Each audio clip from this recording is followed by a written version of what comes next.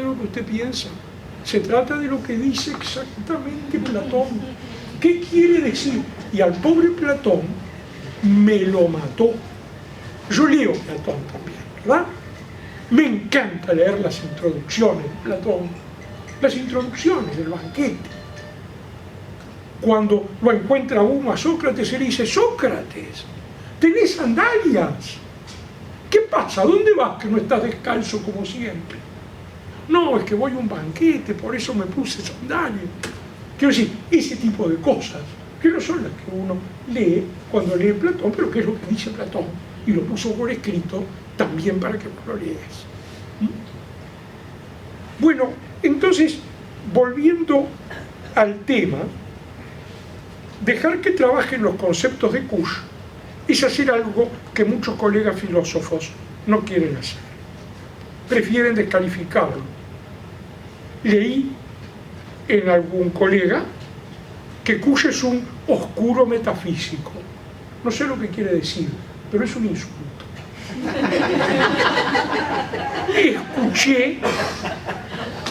Escuché del mismo colega: no hay que leerlo. Y eso es terrible. Que me digan de cualquiera: no hay que leerlo. Está confesando: le tengo miedo.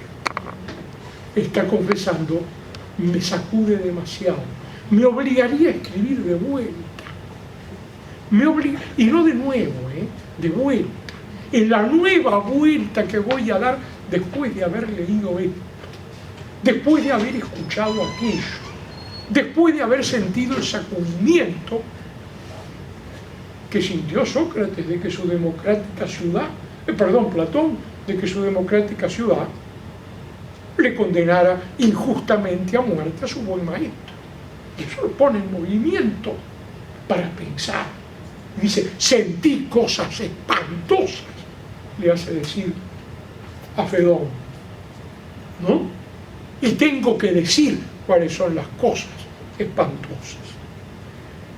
Y bueno, la poética que va por lo espantoso, por lo tenebroso de Kush, tiene mucho que ver con esto. Bien, para no perdernos, sobre todo teniendo en cuenta que por suerte la mayor parte de los que están acá no son profesionales de la filosofía.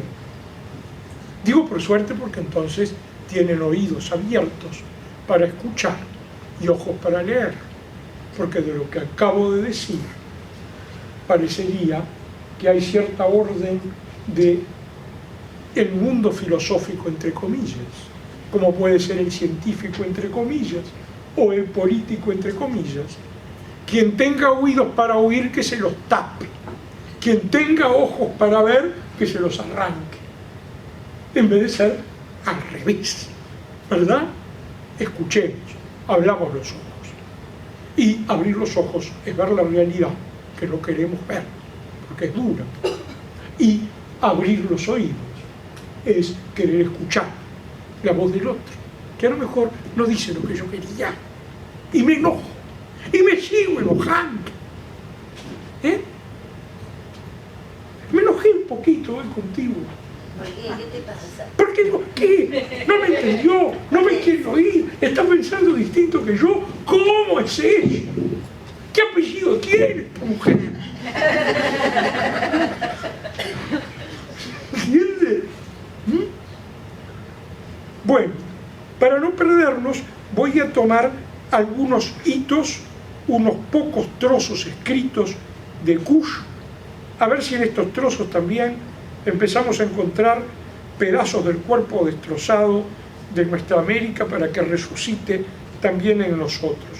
Son cosas que saqué de varios lados, y entre otras, que la primera que voy a usar, la segunda porque quiero hacer un jueguito primero, la segunda entonces va a ser un textito que me confió hace poco Elizabeth Lanata, textito de Kush original. Yo saqué algunas fotocopias, de acá el colega reprodujo algunas fotocopias y después podrán reproducir más, y yo decía, las doy a conocer. ¿Qué dirá Elizabeth? Porque Elizabeth me los dio. Y Elizabeth me mandó una pequeña cartita que no la pude imprimir porque mi amigo no tenía impresora, pero que básicamente me dijo, haz lo que te parezca bueno y dáselo a las personas que te parezca bien.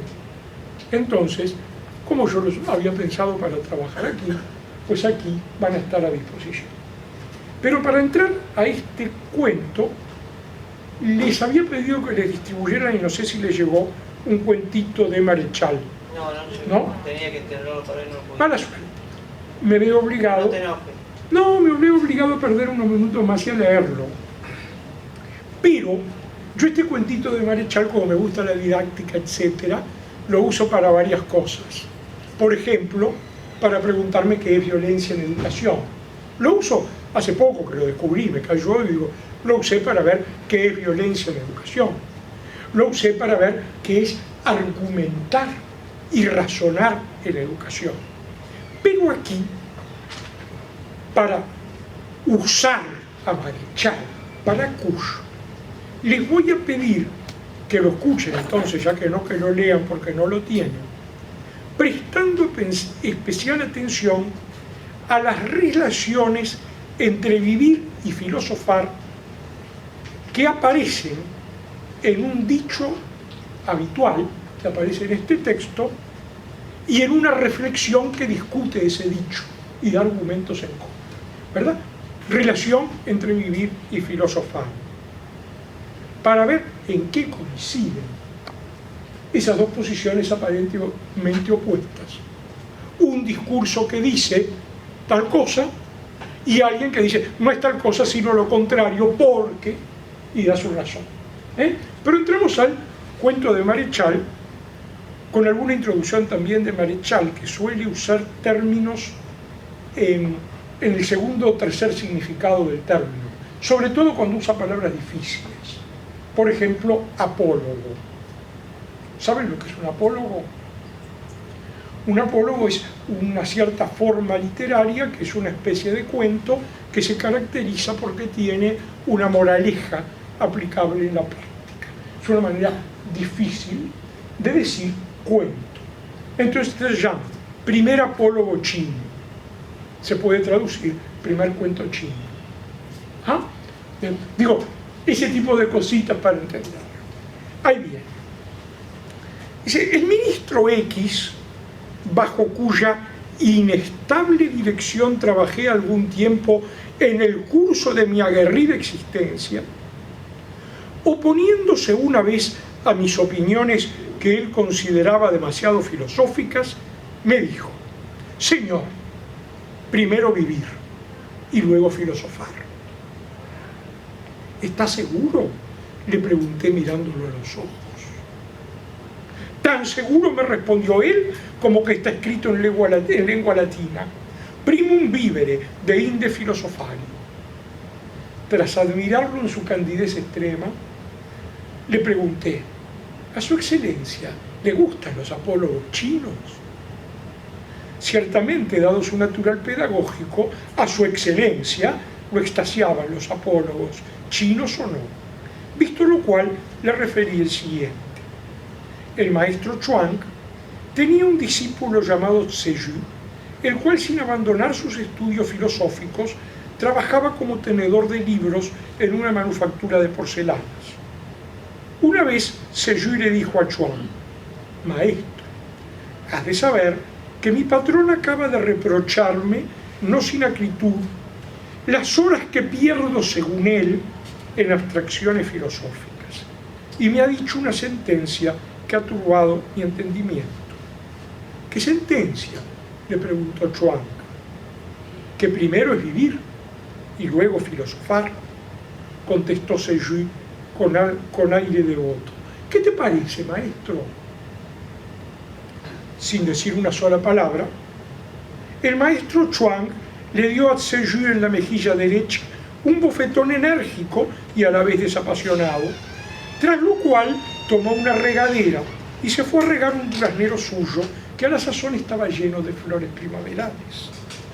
El discípulo Tse-Yu, lejos de resentirse, entendió que aquella bofetada tenía un picante valor didáctico, por lo cual, en los días que siguieron, se dedicó a recabar otras opiniones del aforismo que tanto le preocupaba.